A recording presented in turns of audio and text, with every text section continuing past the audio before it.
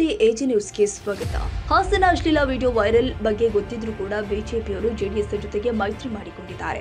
ಇಡೀ ರಾಜ್ಯ ದೇಶ ವಿಶ್ವವೇ ತಲೆ ತಗ್ಗಿಸುವ ಈ ಘಟನೆ ಬಗ್ಗೆ ಬಿಜೆಪಿಯವರು ತಮ್ಮ ನಿಲುವು ಸ್ಪಷ್ಟಪಡಿಸಬೇಕು ಅಂತ ಮಹಿಳಾ ಮತ್ತು ಮಕ್ಕಳ ಅಭಿವೃದ್ಧಿ ಇಲಾಖೆ ಸಚಿವೆ ಲಕ್ಷ್ಮೀ ಹೆಬ್ಬಾಳ್ಕರ್ ಆಗ್ರಹಿಸಿದ್ದಾರೆ. ತಮ್ಮ ಗೃಹ ಕಚೇರಿಯಲ್ಲಿ ಇಂದು ಮಾಧ್ಯಮಗೋಷ್ಠಿ ನಡೆಸಿ ಮಾತನಾಡಿದರು. ಕೆಲವು ದಿನಗಳಿಂದ ಸಾಮಾಜಿಕ ಜಾಲತಾಣದಲ್ಲಿ ಪ್ರಜ್ವಲ್ ರೇವಣ್ಣ ಅವರದ್ದು ಎನ್ನಲಾದ ವಿಡಿಯೋ ತುಣುಕುಗಳು ಹರಿದಾಡ್ತಾ ಇದೆ. ಇಡೀ ರಾಜ್ಯ ತಲೆ ತಗ್ಗಿಸುವ ಕೆಲಸವನ್ನ ಅವರು ಮಾಡಿದ್ದಾರೆ. ಈ ಎಲ್ಲ ವಿಚಾರವನ್ನ ಮುಂಚೆಯೇ ಹಾಸನದ ಬಿಜೆಪಿ ನಾಯಕ ದೇವರಾಜ್ ಗೌಡ ಅವರು ಮೈತ್ರಿ ಮಾಡಿಕೊಳ್ಳೋದು ಬೇಡ, ಅವರಿಂದ ಪಕ್ಷಕ್ಕೆ ಹಾನಿಯಾಗುತ್ತೆ ಎಂದು ಬಿಜೆಪಿ ರಾಜ್ಯಾಧ್ಯಕ್ಷ ವಿಜೇಂದ್ರ ಅವರಿಗೆ ತಿಳಿಸಿದರು. ಇದೆಲ್ಲ ಬಿಜೆಪಿ ಅವರಿಗೆ ಮುಂಚೆಯೇ ಗೊತ್ತಿದ್ರೂ ಕೂಡ ತಮ್ಮ ರಾಜಕೀಯ ಲಾಭಕ್ಕಾಗಿ ಬೇಟಿ ಬಚಾವೋ ಬೇಟಿ ಪಡಾವೋ, ನಾರಿ ಶಕ್ತಿ ನಾರಿ ಸನ್ಮಾನ್ ಎನ್ನುವ ಬಿಜೆಪಿ ನಾಯಕರು ಮೈತ್ರಿ ಮಾಡಿಕೊಂಡ್ರು ಅಂತ ಆಕ್ರೋಶ ವ್ಯಕ್ತಪಡಿಸಿದರು.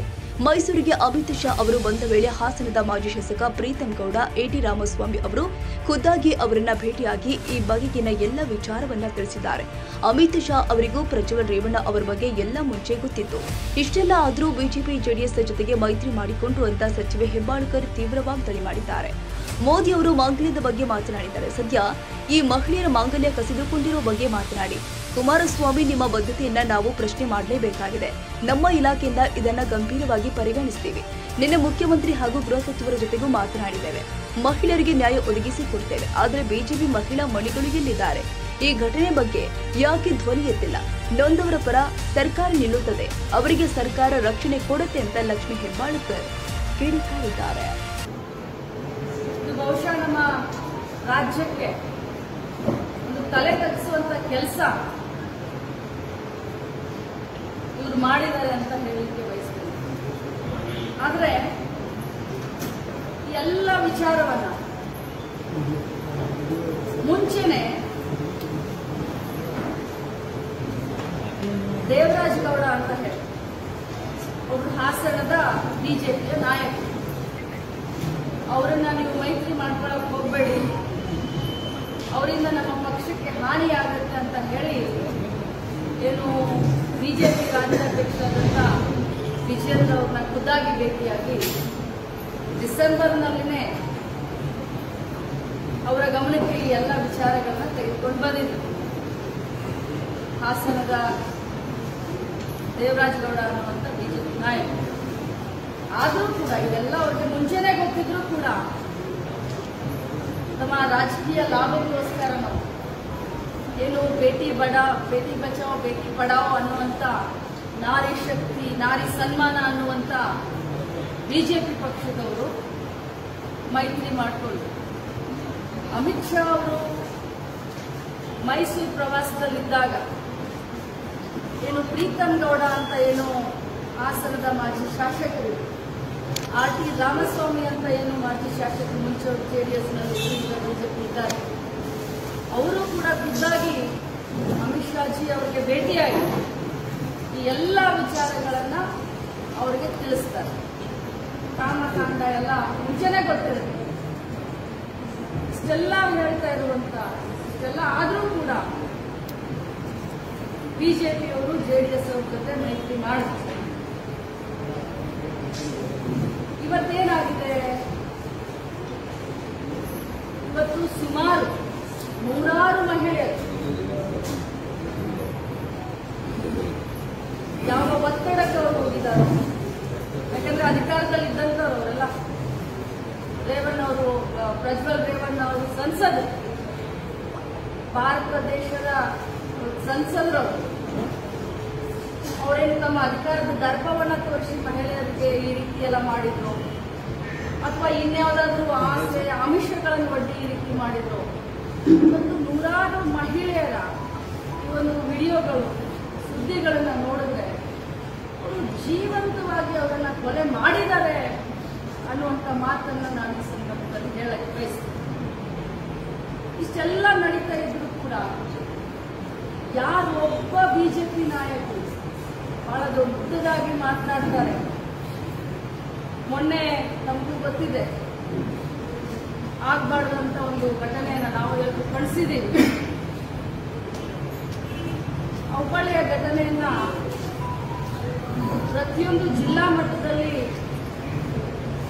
ಪ್ರತಿಯೊಂದು ಹೋಬಳಿ ಮಟ್ಟದಲ್ಲಿ ಇನ್ನು ಹೋರಾಟವನ್ನ ಮಾಡಿದಂತ ಧೀಮಂತ ಬಿಜೆಪಿ ನಾಯಕರಿಗೆ ಯಾಕೆ ಈ ನೂರಾರು ಹೆಣ್ಮಕ್ಳಿಗೆ ಅನ್ಯಾಯ ಆಗ್ತಾ ಇರೋದು ಕಾಣಿಸ್ತಾ ಇಲ್ಲ? ಅಥವಾ ಇವರು ಜಾನ ಕಿವುಡ ಜಾನ ಕುರುಡ ಅಂತ ನಾನು ಪದೇ ಪದೇ ಹೇಳ್ತಾ ಇದ್ದೀನಿ. ಆ ರೀತಿ ಇವರು ಅದನ್ನ ಮುಚ್ಚಲಿಕ್ಕೆ ಏನಾದರೂ ಹೋಗ್ತಾ ಇದ್ದಾರ? ಇವತ್ತು ನಾನು ಜೀವಂತ ಕೊಲೆ ಜೀವಂತ ಸಮಾಧಿ ಆ ಮಹಿಳೆಯರಿಗೂ ಅಂತ ಹೇಳಿದೆ. ನಾನು ಮಾಧ್ಯಮದವ್ರಿಗೂ ಎಲ್ಲರಿಗೂ ರಿಕ್ವೆಸ್ಟ್ ಮಾಡ್ತೀನಿ, ಮತ್ತು ಸಮಾಜದ ಎಲ್ಲರಿಗೂ ಕೂಡ ಯಾರು ಸೋಷಿಯಲ್ ಮೀಡಿಯಾದಲ್ಲಿ ಈ ಒಂದು ವಿಡಿಯೋಗಳನ್ನ ಈ ತುಣುಕುಗಳನ್ನು ಯಾರು ಹರಿಬಿಡ್ತಾ ಇದ್ದಾರೆ, ಒಬ್ಬ ರಾಜ್ಯದ ಮಹಿಳಾ ಮತ್ತು ಮಕ್ಕಳ ಕಲ್ಯಾಣ ಸಚಿವರಾಗಿ ಹೇಳಲಿಕ್ಕೆ ಬಯಸ್ತೇನೆ, ಈ ರೀತಿ ಮಾಡೋಕೆ ಹೋಗಬೇಡಿ. ಇದು ಸಮಾಜದ ಸ್ವಾಸ್ಥ್ಯವನ್ನ ಕೆಡಿಸುತ್ತೆ. ನೋಡಿದಾಗ ನನಗೆಲ್ಲೋ ಒಂದ್ ಕಡೆ ಅನಿಸುತ್ತೆ, ಮೊನ್ನೆ ತಾವು ಕೂಡ ನೋಡಿದ್ರಿ, ಜಗದೀಶ್ ಶೆಟ್ಟರ್ ಅವರು ಬಹಳಷ್ಟು ಹೋರಾಟ ಮಾಡಿ ಅದಕ್ಕೆ ತೋರಿಸಿದಂತ ಆಸಕ್ತಿಯನ್ನ ಜಗದೀಶ್ ಶೆಟ್ಟರ್ ಅವರು ಯಾಕೆ ಈ ಒಂದು ಪ್ರಜ್ವಲ್ ರೇವಣ್ಣ ಕರ್ಮ ಕಾಮ ಕಾಂಡಕ್ಕೆ ಯಾಕೆ ತೋರಿಸ್ತಾ ಇಲ್ಲ? ನೂರಾರು ಮಹಿಳೆಯರು ನಮ್ಮ ಕರ್ನಾಟಕ ರಾಜ್ಯದ ಹೆಣ್ಮಕ್ಳು ಈ ರೀತಿ ಮಾನ ಮರ್ಯಾದೆ ಹರಾಜಾಗ್ತಾ ಇದೆ ಒಂದು ವಿಕೃತ ಕಾಮ್ಯ ಒಂದು ಆಟಕ್ಕೆ ಅನ್ನೋದನ್ನ ಯಾಕೆ ಮಾತನಾಡ್ತಾ ಇಲ್ಲ? ಯಾಕೆ ಮೌನ ವಹಿಸಿದ್ದಾರೆ? ಮೊನ್ನೆ ನಮ್ಮ ಕ್ಷೇತ್ರದ ಒಬ್ಬ ಮಾಜಿ ಸರ್ ಬನ್ನಿ ಇಲ್ಲೇ ಬಂದು ಒಬ್ಬ ಮಾಜಿ MLA ನನ್ನ ಬಗ್ಗೆ ಹಗುರವಾಗಿ ಮಾತನಾಡಿದಂತ ಸಂದರ್ಭದಲ್ಲಿ ಪಕ್ಕದಲ್ಲೇ ಕುಳಿತಂತ ಮಂಗಳಾಕ್ಕ ಅಂಗಡಿಯವರಾಗ್ಲಿ, ಈ ರಾಜ್ಯದ ಮಾಜಿ ಮುಖ್ಯಮಂತ್ರಿಗಳಾದಂಥ ಜಗದೀಶ್ ಶೆಟ್ಟರ್ ಅವರಾಗ್ಲಿ ತಲೆ ಆಡಿಸಿ ನಕ್ಕರು ಒಬ್ಬ ಮಹಿಳೆಗೆ ಅಪಮಾನ ಮಾಡಿದಂತ ಅವ್ರದೇ ಪಕ್ಷದ MLA. ಇವತ್ತು ಆ ಪೌರುಷ ಯಾಕೆ ಸಂಜಯ್ ಪಾಟೀಲ್ ಅವ್ರ ಹತ್ರ ಬರ್ತಾ ಇಲ್ಲ? ಯಾಕೆ ಅವರಿಂದ ಒಂದು ನೀಚ ಕೃತ್ಯವನ್ನ ಖಂಡಿಸ್ತಾ ಇಲ್ಲ? ಇವತ್ತು ಭಾರತ ದೇಶದಲ್ಲಿ ಮಹಿಳಾ ಆಯೋಗ ಇದೆ. ತಮಗೆಲ್ಲರಿಗೂ ಗೊತ್ತು, ಉಡುಪಿಯಲ್ಲಿ ಒಂದು ಘಟನೆ ಆಯಿತು, ವಿಡಿಯೋ ಮಾಡ್ತಾ ಇದ್ದಾರೆ ಅನ್ನುವಂಥದ್ದು ನಮಗೆಲ್ಲರಿಗೂ ಗೊತ್ತು. ನಾನು ಪೊಲೀಸರಿಗೆ ಡೈರೆಕ್ಷನ್ ಕೊಟ್ಟು ತನಿಖೆ ಮಾಡೋಕ್ಕೆ ಶುರು ಮಾಡುತ್ತೆ. ಅದರ ರಿಸಲ್ಟ್ ಕೂಡ ಈಗಾಗಲೇ ಬಂದಿದೆ. ರಾಷ್ಟ್ರೀಯ ಮಹಿಳಾ ಆಯೋಗದವರು ಎಲ್ಲರೂ ಬಂದು ಎದ್ದು ಓಡಿ ಬಂದು ಹಾಸ್ಟೆಲ್ ಭೇಟಿ ಕೊಟ್ಟು ಸಂತ್ರಸ್ತಗೆ ಅಂತ ಹೇಳಿ ಭೇಟಿ ಕೊಟ್ಟು ಎಲ್ಲ ಮಾಡಿದಂಥವ್ರು 200-300 ಮಹಿಳೆಯರ ಈ ರೀತಿ ವಿಡಿಯೋಗಳು ಓಡಾಡ್ತಿರುವಂತಹ ಹಂತದಲ್ಲಿ ಎಲ್ಲಿದ್ದಾರೆ ಅವರೆಲ್ಲ? ಇದೇನಾ ಬಿಜೆಪಿಯವರ ಸಭ್ಯತೆ? ಇದೇನಾ ಬಿಜೆಪಿಯವರ ಸಂಸ್ಕೃತಿ? ಇದು ನನ್ನ ಮಾಧ್ಯಮದವರು ಇದು ಪ್ರಶ್ನೆ ಕೇಳ್ತಾರೆ. ಪ್ರಜ್ವಲ್ ರೇವಣ್ಣ ಅವರ ಈ ಒಂದು ಕಾಮಕಾಂಡದ ಬಗ್ಗೆ ಮಾತನಾಡಿ ಅಂದಾಗ ಆರ್ ಅಶೋಕ್ ಅವರು ಹೇಳ್ತಾರೆ ಅದನ್ನ ಅವರ ಪಕ್ಷದವರು ಮಾತನಾಡ್ತಾರೆ. This is not the way. ಇದು ಒಬ್ಬ ವಿರೋಧ ಪಕ್ಷ ನಾಯಕನ ಚಿತ್ರ ಅಲ್ಲ. ಇದು ನಿಮ್ ಪರ್ಸನಲ್ ಏನಾದ್ರೂ ಇಟ್ಕೊಳ್ಳಿ ಸ್ವಾಮಿ, ನಿಮ್ ಪೊಲಿಟಿಕಲ್ ಸ್ಟ್ಯಾಂಡ್ ಏನು ಅನ್ನೋದು ನಮಗೆ ಸ್ಪಷ್ಟಪಡಿಸಿ. ಬಿಜೆಪಿಯವರೇ, ವಿಜಯೇಂದ್ರ ಅವರೇ, ಅಶೋಕಣ್ಣ, ನಿಮ್ಮ ಪೊಲಿಟಿಕಲ್ ಸ್ಟ್ಯಾಂಡ್ ಏನು? ಇವತ್ತು ನಿಮ್ಮ ಅಲಯನ್ಸ್ ಪಾರ್ಟ್ನರ್ ಈ ರೀತಿ 300-400 ಹೆಣ್ಣು ಮಕ್ಕಳ ವಿಡಿಯೋಗಳನ್ನ ಮಾಡಿ ಈ ರೀತಿ ವಿಕೃತ ಒಂದು ಇದನ್ನ ಮಾಡಿದಾನೆ. ಇದಕ್ಕೆ ತಮ್ಮ ಸ್ಟ್ಯಾಂಡ್ ಏನು? ಒಬ್ಬ ಶೋಭಾ ಕರಂದ್ಲಾಜೆ ಅವರು ಬಾಯಿ ತೆಗಿತಾ ಇಲ್ಲ.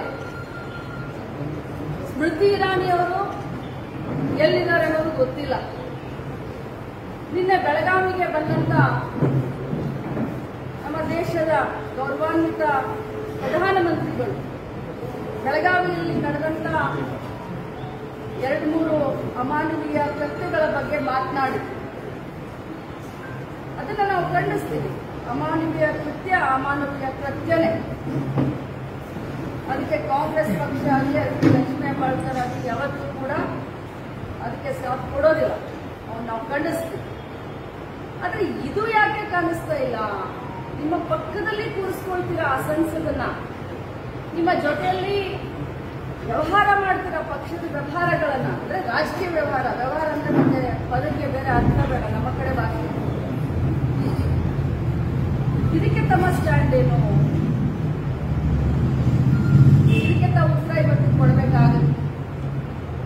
ಇದು ಅವ್ರ ಸಂಸ್ಕೃತಿನ ಅಥವಾ ಕಾನೇಕಾಯಿ ಹುಬ್ಬಳ್ಳಿಯ ಘಟನೆಯನ್ನ ಪ್ರತಿಯೊಂದು ಜಿಲ್ಲಾ ಮಟ್ಟದಲ್ಲಿ,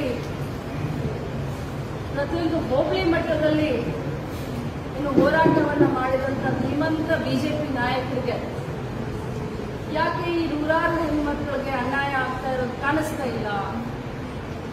ಅಥವಾ ಇವರು ಜಾನ ಕಿವುಡ ಜಾನ ಕುರುಡ ಅಂತ ನಾನು ಪದೇ ಪದೇ ಹೇಳ್ತಾ ಇದ್ದೀನಿ.